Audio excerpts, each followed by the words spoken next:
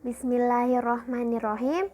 Saya Ainun Amaliah Nurdin dari Program Studi Pendidikan Guru Madrasah Ibtidaiyah Fakultas Tarbiyah dan Ilmu Keguruan Institut Agama Islam Negeri Kendari. Nah, pada kesempatan kali ini saya akan membahas 3 pokok bahasan, yaitu pengertian dasar dan fungsi seni. Yang kedua, seni dan kebudayaan.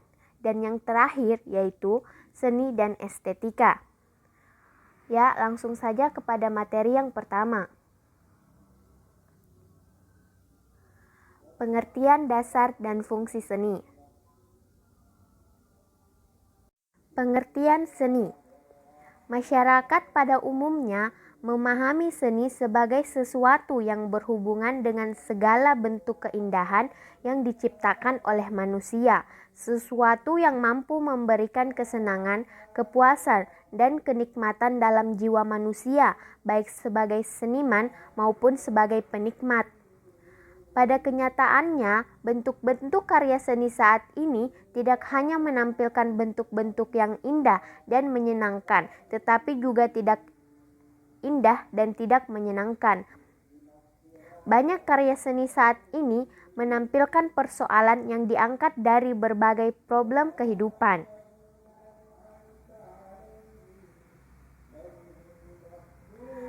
Para pakar dan ahli seni telah banyak mendefinisikan seni. Berdasarkan berbagai definisi tersebut dapat dirangkum suatu definisi atau pengertian umum tentang seni, yaitu sebagai ekspresi perasaan manusia yang dikonkretkan untuk mengkomunikasikan pengalaman batinnya kepada orang lain, sehingga merangsang timbulnya pengalaman batin pula kepada penikmat yang menghayatinya. Seni lahir karena upaya manusia dalam memahami kehidupan ini, baik kehidupan sosial, ekonomi, alam, dan sebagainya. Ekspresi tersebut dikonkretkan melalui media gerak seperti tari, suara seperti musik, rupa, dan penggabungan atau peleburan berbagai media akan melahirkan kesatuan estetik.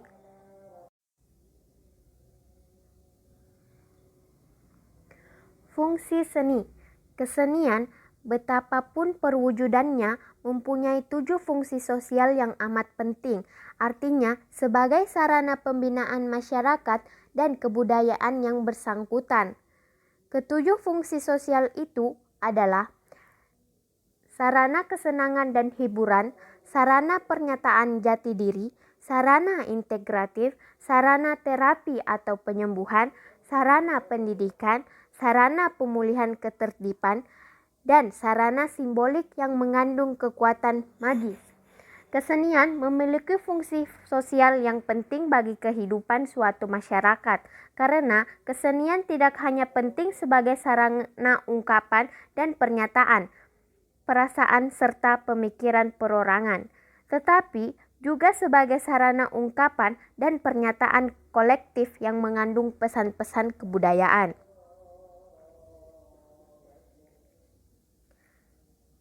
Kita lanjut ke materi kedua, yaitu seni dan kebudayaan.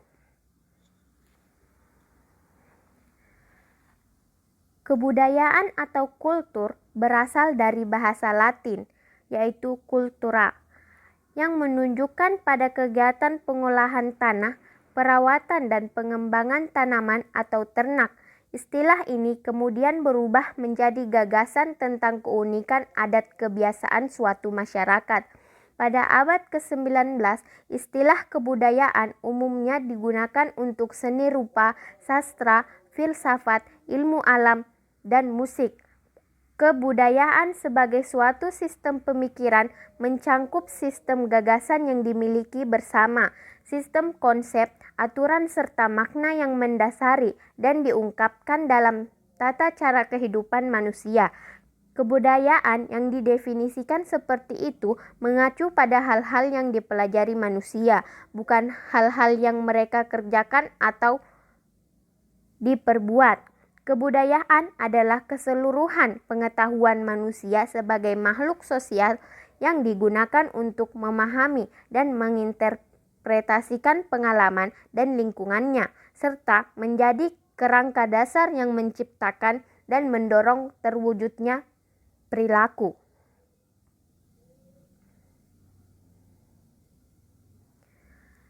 Kesenian, sebagaimana halnya kebudayaan, dapat dikatakan sebagai pedoman hidup bagi masyarakat pendukungnya, seperti seniman dalam melakukan kegiatannya, seperti berkarya seni sehari-hari. Pedoman ini berisikan model kognisi, sistem simbolik, atau pemberian makna yang terjalin secara menyeluruh dalam simbol-simbol yang ditransmisikan melalui pendidikan formal maupun non-formal dalam komunitas atau kelompoknya secara historis. Model kognisi ini kemudian digunakan secara selektif oleh masyarakat pendukungnya untuk berkomunikasi, melestarikan, menghubungkan pengetahuan, dan bersikap serta bertindak untuk memenuhi kebutuhan integratifnya yang bertalian dengan mengungkapkan atau menghayatan estetiknya. Konsep-konsep kesenian yang disejajarkan dengan konsep kebudayaan menjelaskan perilaku pencipta karya seni yang dilakukan seniman didorong oleh kebutuhan yang sifatnya integratif. Kebutuhan ini karena dorongan dalam diri seniman yang secara hakiki ingin merefleksikan keberadaannya sebagai makhluk bermoral, berakal, dan berperasaan. Kesenian yang berkembang dalam suatu kebudayaan masyarakat memiliki nilai-nilai yang bersifat universal.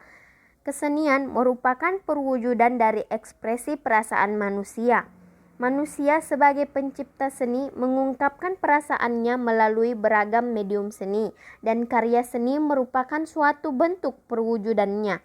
Dalam konteks kesenian, ada 3 unsur pokok yang saling berkaitan, yaitu pencipta seni atau seniman, penikmat seni, dan karya seni.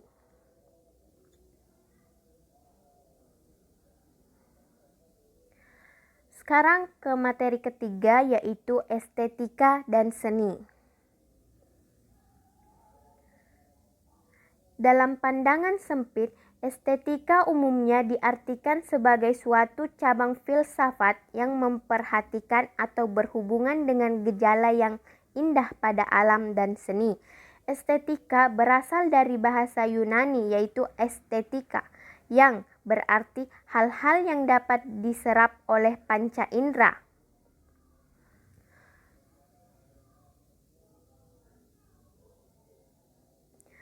George dalam bukunya Estetika mengemukakan 3 derajat masalah atau pertanyaan untuk mengosolir masalah-masalah estetika, yaitu pertama, pernyataan kritis yang menggambarkan, menafsirkan, atau menilai karya-karya seni yang khas. Kedua, pernyataan yang bersifat umum oleh para ahli sastra, musik, atau seni untuk memberikan ciri khas genre-genre artistik. Ketiga, pernyataan tentang keindahan, seni imitasi, dan lain-lain. Keindahan dalam arti yang luas merupakan pengertian dari bahasa Yunani yang di dalamnya tercakup pula ide tentang kebaikan, meliputi keindahan seni, keindahan alam, keindahan moral, dan keindahan intelektual. Keindahan dalam arti estetika murni menyangkut pengalaman estetik dari seseorang dalam hubungannya dengan segala sesuatu yang diserapnya. Keindahan dalam arti terbatas menyangkut benda-benda yang diserap dengan panca indera, yaitu berupa keunikan secara kasat mata.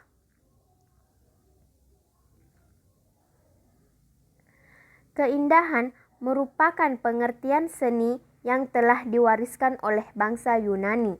Mereka mengenal kata keindahan dalam arti estetis yang disebutnya simetria untuk keindahan visual dan harmonia untuk keindahan berdasarkan pendengaran, meliputi keindahan seni, alam, moral, dan intelektual. Di samping estetika sebagai filsafat keindahan, ada pula pendekatan ilmiah tentang keindahan, yaitu menunjukkan identitas objek artistik yang menunjukkan objek keindahan. Keindahan subjektif ialah keindahan yang ada pada mata yang memandang. Keindahan objektif menempatkannya keindahan pada benda yang dilihat. Definisi keindahan tidak mesti sama dengan definisi seni, karena seni tidak selalu dibatasi oleh keindahan. Seni dapat diselidiki oleh 3 pendekatan yang berbeda tetapi yang saling mengisi. Di satu pihak menekankan pada penganalisaan objektif pada benda seni. Di pihak lain ada upaya subjektif pencipta dan upaya subjektif dari apresiator. Berdasarkan cara pandangnya, estetika dapat dikelompokkan dalam estetika klasik, estetika abad pertengahan, estetika pramodern, estetika modern, estetika timur, dan estetika pasca modern. Pandangan ini muncul di antaranya karena penolakan terhadap universalisme estetika modern, serta kesadaran untuk menghargai berbagai perbedaan ideologi dan pemahaman budaya dan seni. Mungkin sampai situ saja materi yang dapat saya sampaikan, lebih dan kurangnya mohon dimaafkan. Wabillahi taufiq wal hidayah. Wassalamualaikum warahmatullahi wabarakatuh.